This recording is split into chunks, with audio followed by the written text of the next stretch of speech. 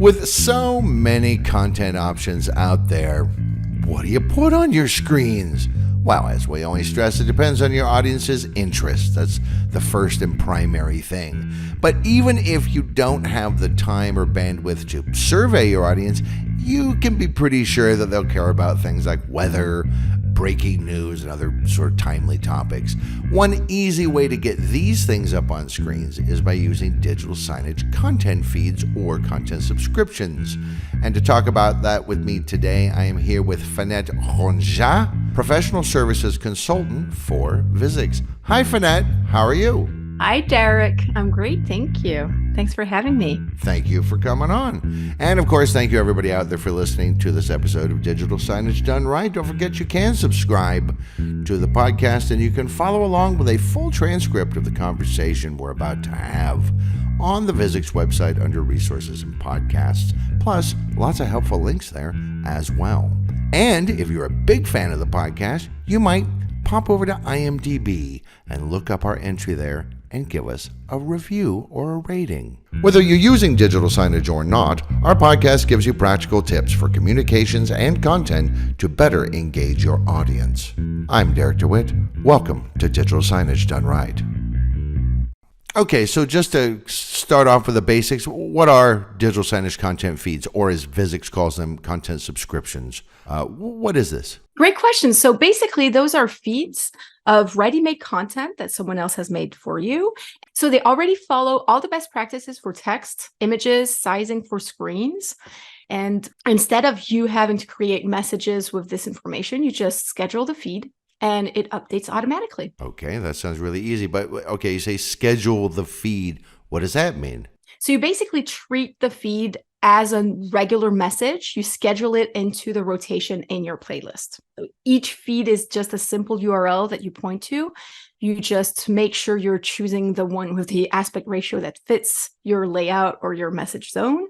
Because it's coming from an outside source, you don't have to update anything. As the feed publishes new content, it automatically shows up on your screens. Oh, okay. So it's basically like an RSS feed or a social media feed that you might show on a web page or an intranet. As soon as there's an update with new information, bam, it grabs only the new information and throws that up. Absolutely. It's magical. And actually, you're talking about social medias, and social medias are one of our most popular subscriptions. But there is just one little caveat to those, in that you have to also input your account credentials so that it can connect your feed. Right, sure, that makes sense. So which digital signage content feeds, apart from social media, are the most popular? So we have news and pictures. It's probably our most popular one. It takes current headlines and pairs them with a big photo. It's a bit more eye-catching for your audience than just a text or a ticker. You can choose to just show the news, or you can include sports and entertainment. Also, you don't have to worry about inappropriate content going up on the screens because it's all filtered with public displays in mind. So no worries there. Right. No racy ads are going to show up suddenly for the church digital signage. Yes, exactly. And we also have the financial market graphics. Those are very popular because we have a lot of corporate clients who want to stay updated on stocks and market fluctuations. And also our safety messages for manufacturing clients. Those are super popular. They've really taken off in the last couple of years, actually. That's interesting. So safety messages can be subscription feeds as well. Yes. I suppose that makes sense since, it's, yes, you may have specific things to your particular environment, but, safety. Don't put your hand in the bandsaw. Right. Thanks for the tip. Yeah, right. Exactly. News and pictures, financial market graphics, and safety messages. Those are the top three. But Visix has a bunch of other digital signage content feeds as well, I think. Yes. We have community calendars. They pull events like concerts, festivals in your area. We also have local traffic. I'm in the LA zone, so you really want to know about the traffic. That's for sure. It shows you traffic conditions for your zip code. Is my commute going to be 30 minutes or 3 hours? Yeah, right. Or 3 hours. Yeah. And flight boards. Those are pretty cool. They show arrivals and departures for an airport based on the airport code that you enter. So very, very easy to set up. Right, especially for like hotels, I should think that's probably pretty useful. Yes. Maybe not for a warehouse. Probably not, but you never know. And so, yeah, we have a whole bundle of wellness feeds as well, like health tips, current air quality, pollen levels. We have RSS feeds that you can use to pull in the top headlines, world news, if you prefer that in a ticker format. We also have feeds with inspirational quotes, trivia, safety tips, sports scores, and many more. Wow. That's a lot to choose from. I've thought this before, kind of looking at this stuff in the past. Like, you could conceivably just run an entire digital signage system just showing feeds and still kind of entertain and engage the audience and give them something that they find useful. Oh, you could. Absolutely, you could. Although probably that's not why you invested in digital signage. Obviously kind of want to show your own messages as well. But our content subscriptions are a good way to get content on screens right away when you're launching.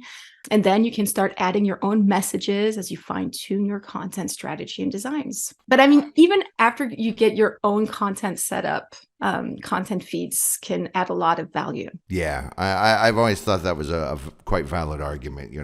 Look, we're just starting out. We don't have a bunch of messages pre-made. Get people kind of hooked on the digital signs. Oh, I get a lot of useful information. And then, over that first week or two, and now there's stuff that's specific to this organization in there as well. But they're already hooked because they want to find out, what Beyonce wore to the party or who doesn't? What the sports score. Right. Who doesn't? Everybody wants to know. I bet it was clothes. Oh, really? Do you? Something. I bet it was something resembling clothes. Yeah, right. So, what's the advantage of using content subscriptions for an organization that has invested in digital signage software? Like we said, obviously you can get people kind of hooked and it keeps them entertained. But I mean, there is a cost involved. It's not just free. True. There is. They do cost money, but I mean, most of our feeds are only a little over $100 per year per player, so it's really affordable. And one advantage of content subscription is that they give you a predictable budget, which is especially helpful if you're having to go outside for content design help. And even if you're creating content in-house, mind you, there's a cost associated with that. Yeah, of course, you got to pay people salaries and their office space and their computers and electricity and all that stuff. Sure, okay.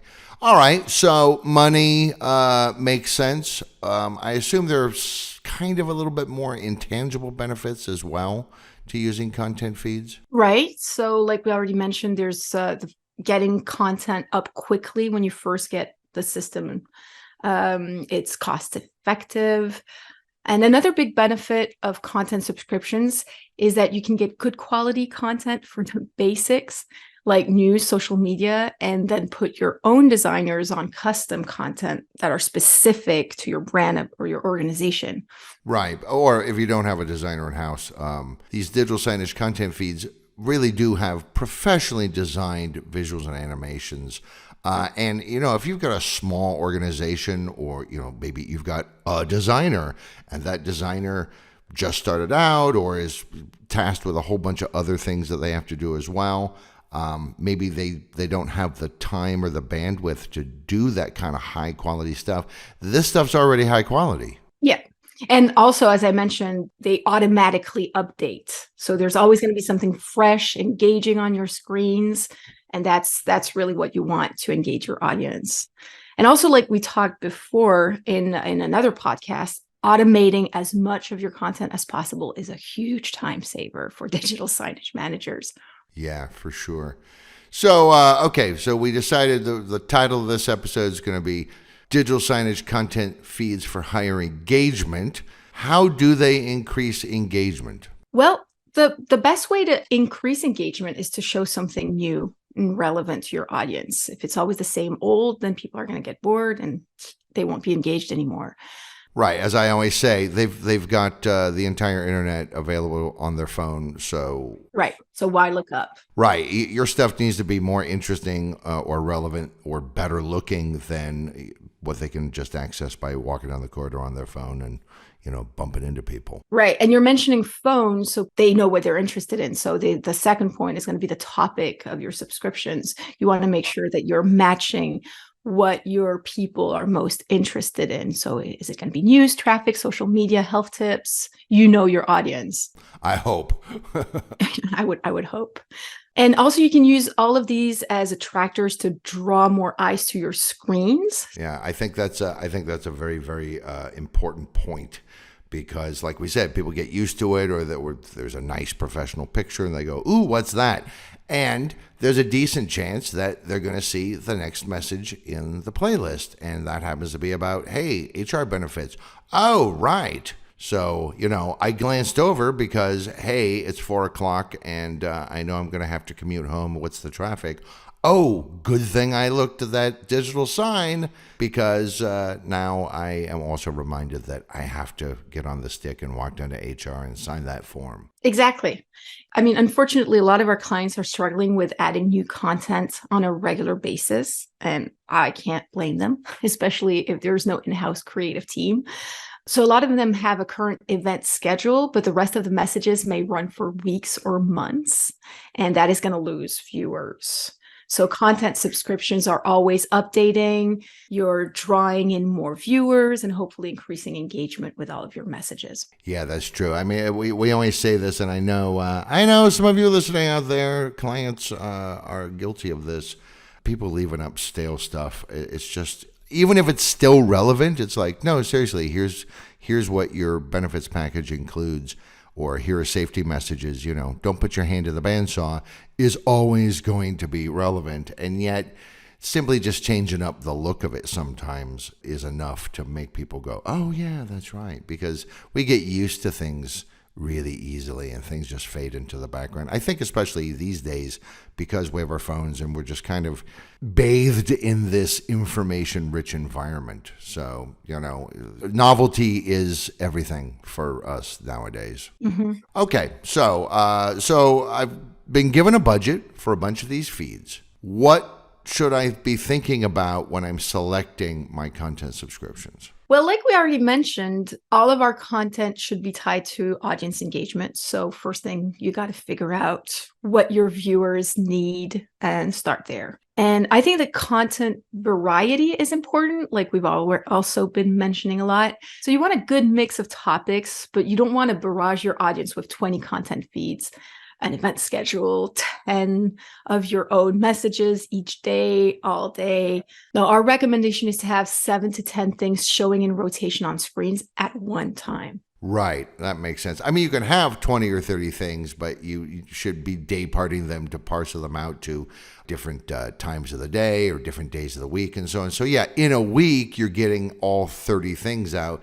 But yeah, it's a big mistake to have a 60 item playlist that plays over and over every single day. It's a pain in the neck. And, like we say, like, stick a message up. Probably 7 seconds is the average amount of time that a message goes up, whether it's in-house content or it's a content subscription feed.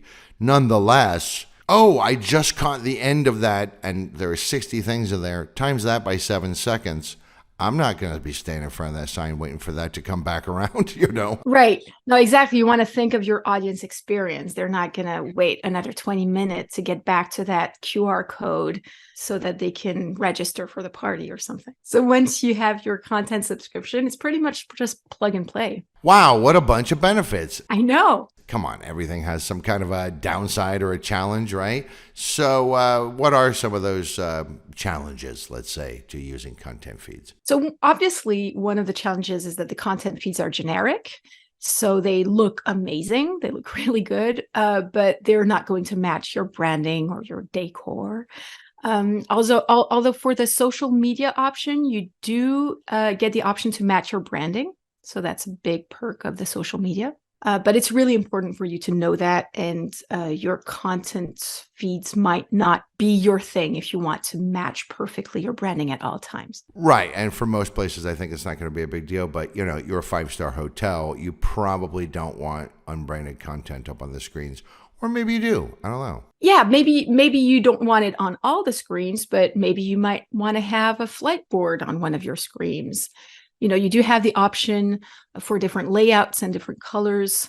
The last thing I would imagine some organizations, like I'm thinking a 5-star hotel, everybody's worried about online web security. And this is an outside web source. Are there security concerns? Well, not really, because you aren't outputting anything to the feed provider. You're really just showing a web page on your screens using their URL. So they aren't getting into your network access or anything. Oh, okay. Well, so there you go. So I think we can say that digital signage content feeds come in a variety of topics. Some of them can be tweaked to a certain extent on colors and layout. They automatically update on screen, so you always have something relevant and engaging to show your audience. And yeah, there's some money involved, but it's pretty affordable, especially once you factor in things like design time and all this that you would have to expend if you were doing it all on your own. It's just a subscription model. It's simple. More and more, we're seeing more and more people getting used to subscription as a service business models. And it's just outrageously simple. Like you said, you just point to a URL, which you set up once, and then that's it. And it just runs. Absolutely. So there you go. Short and sweet, just like setting up digital signage content feeds for your digital signage. You can, of course, go to the Visix website and check out some of the things on offer there to get an idea of the rather vast world of content feeds available to you.